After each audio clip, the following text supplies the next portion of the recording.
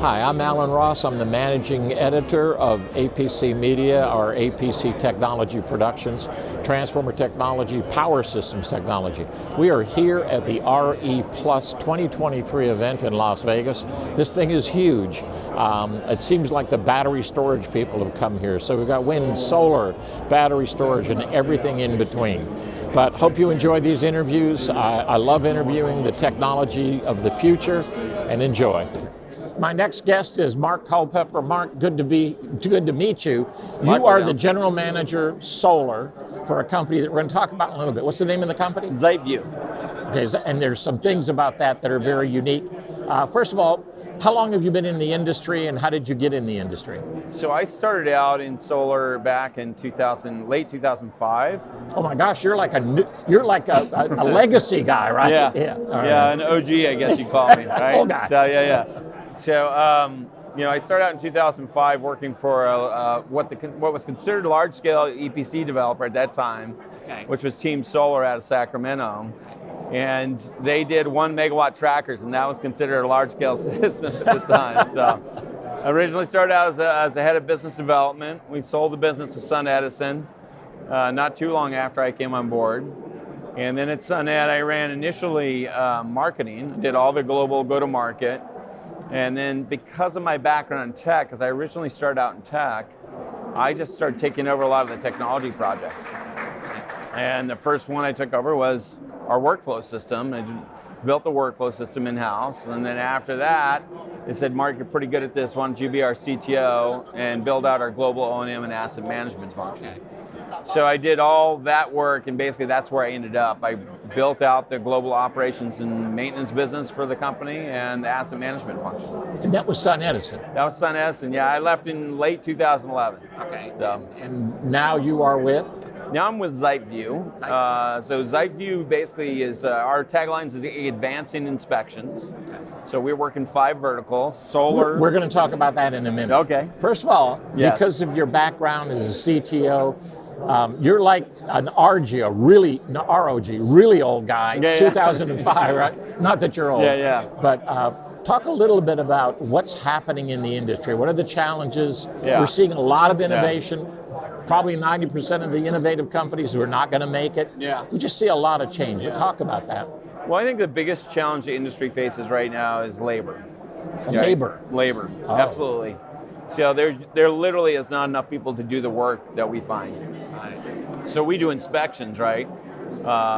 And what we're finding is that there are companies that just can't move quick enough to actually close the gap between what they're seeing in the field and what we're revealing to them and what they need to deliver for their clients, right?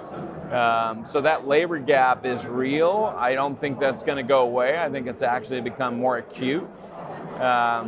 And anything that companies are doing to help focus and tune that has got a lot of value, right? So making labor more efficient, that's through automation technologies, through a number of other aspects, but automation is absolutely foundational to that whole problem right now. Right. So I want to really get it heavily in, because automation in a lot of different areas changes the whole scope and scale.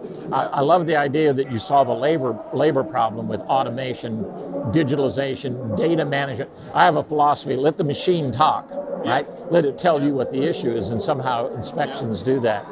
You mentioned that you're in the inspection business. Is that infrared? Okay, how's that used? So we do both what's called thermal or infrared inspections, typically called infrared, but thermal is probably a little more accurate, and visual or RGB inspections. Okay. Right? We use, we're pretty agnostic. We don't really care if you use a crewed aircraft, typically a manned aircraft, a UAV, or boots on the ground. It really doesn't matter to us. We'll use any one of those as tools to solve the problem. For the clients, they don't really care either at the end of the day. They're trying to basically get their assets inspected and get them prepped for the next high production season, or take corrective action in many cases. They don't care how you collect the data on it. High production season. Just what is a high production season? So high production season is for solar. As we orbit around the globe, you've got this kind of oscillation of sunlight, right? That kind of plays out over the course of the year. So the peak of that is during the summer months. And that's where you got to make sure your systems are really primed and are producing, because if you come into late winter, early spring, and your systems are really degraded, and you're not ready for that peak production period, you're going to lose a lot of money. You know, a lot of money that would have gone into your pocket is not going to go into your pocket. So making sure that your field teams are ready to actually get that work done, make sure they've got a plan of attack when they go into that season, is really, really key. The other part of that labor shortage you're talking about is those field crews that have to go into and do that. How do you help solve that problem, if at all? Yeah, that's a great question. So our entire mode has been, we like to say, how do you get to the cheese quickly, right? Who moved my cheese? Yeah. Well, how do you get to it? How do you get to it quickly, right? Because we know from our own research that field teams spend 10 to 15% of their time just trying to find the problem, right? So at a different level, though, if you look at a lot of portfolios, like we just completed the North American solar scan. So we scanned every solar asset thermally and visually in the lower 48 from 1 megawatt and above. Okay, well, that was my intro because that fascinates me. Yeah. How did you do that? What does that mean, and who paid for it? Yeah, so we paid for it. Wow. Yeah, we did it. That entire exercise was done with crewed aircraft. It was about 95 gigawatts. It was over 6,200 sites. Okay. It took us a little longer than we wanted to take this first year. We had some weather issues in California. I don't know if you heard about that, but oh yeah, I have a son and daughter-in-law. We got absolutely hammered. I had 13 storms just back to back. So that really threw our schedule off a little bit. But the net of it is, from that scan, we were able to determine which assets were performing well and which assets were performing maybe not as well as they would have liked, right? And where some truly distressed assets were too. Okay, connect that for me. When you're doing the solar scans and you're in a crewed aircraft, how do you make the determination that they're not effectively operating? Yeah. So when you scan a solar array or even a solar panel that's producing energy, when you have a disconnected component, like say an individual cell, maybe it's got a broken linkage, what will happen is that cell is still generating energy, but it doesn't have anywhere to push it. And so that energy gets translated into heat energy. So when you hit it with a thermal camera, that heat spot shows up really, really brightly. And that's true not only for a cell inside a module, but it's true for a string of modules put together. It's also true for an inverter that might be offline, or large portions of an entire power plant. The whole power plant will have an elevated temperature where it's disconnected from the grid, right? So it allows us to very easily identify where those defects are, or challenges, you know. Sometimes they're not defects, sometimes they're just components that haven't been connected for whatever reason. And allows us then to direct the crews to the right location. Now, typically, what will happen in this industry is that when the inspection's requested, they'll say, hey, I've got a portfolio of 100 sites, can you inspect these? Historically, that's how kind of the industry has operated. We would go out and inspect those assets, and then once we're done inspecting those assets, we generate reports, comprehensive reports that tell you, you got this many cell defects, you got this many diodes out, you have this many modules that are offline, and the whole 9 yards.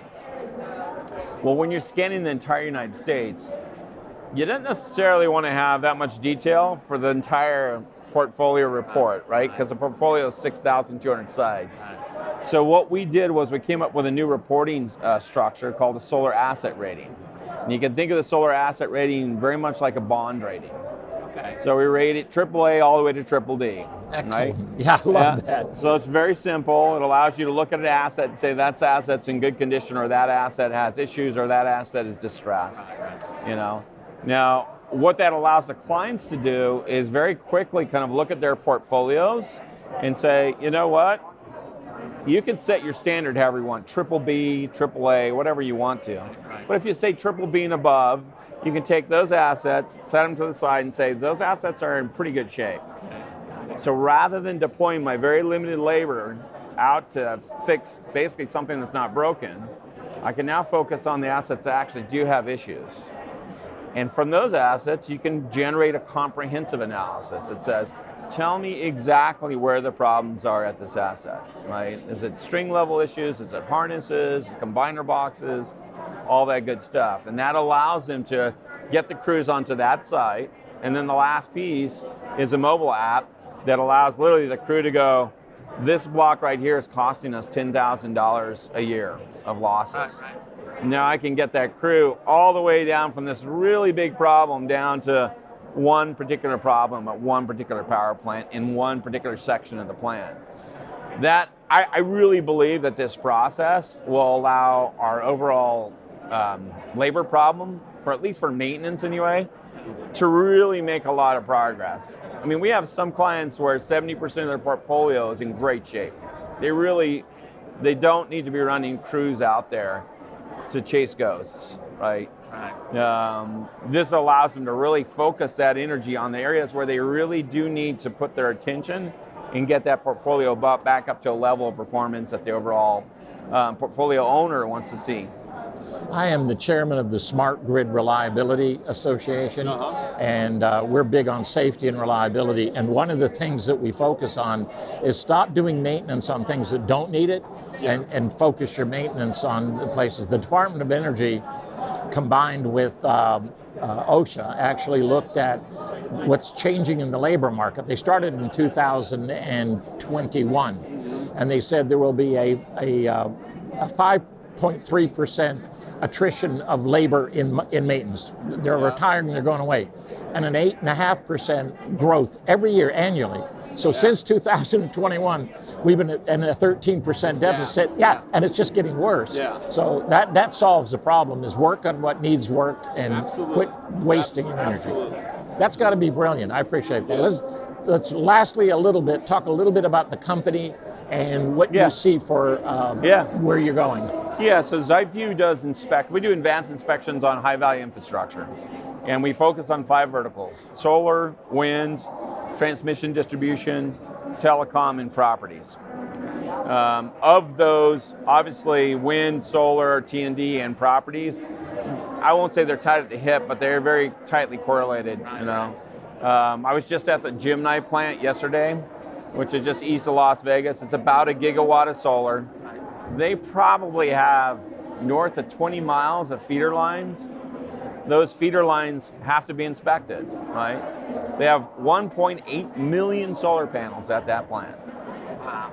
Yeah, it's absolutely, it's mind-blowing. The scale is getting there, is what you're saying. The scale is mind-blowing. I mean, literally you drive for 20 minutes. The plant is 6 miles long, 3 miles across. You can drive for 20 minutes and not be halfway across the plant. And then you realize this is a very large plant, So, we're built for those scale of operations, whether it's in solar, wind, or the other verticals that we serve. Our approach to solar has always been, if we're not serving this market at scale, we're really not serving the market, because this market requires scale, and it requires the efficiencies that come with scale. So a big part of our North American solar scan was kind of drive that point home, take a look at the entire asset base in the US, and say, what's the condition state of the asset base, and how is that actually going to be served over the course of the next several years? That 13% gap that you talk about in labor, that's not going away. It's going to get worse before it gets better. So if we're not efficient, if we're not trying to automate where we can, we're going to find ourselves falling short. One of the things of doing these interviews, I meet a lot of different people, and it seems like there are three different tranches of people. Those that are looking for financing. That's going to be hard. Guys, everybody's looking for that. And you're not going to get a big government grant, because that's going to go to the people that have a proven technology that now needs scale. Then there's the ones that are at scale, and they're the ones that the money's going to flow to really change the grid. Just the fact that you did the entire, I just think that's phenomenal that you did it on your nickel. Kind of says, guys, we're at scale, you need to get with us. But well done. Thank you, I really appreciate it. Thank you, Mark. Yeah, absolutely, my pleasure.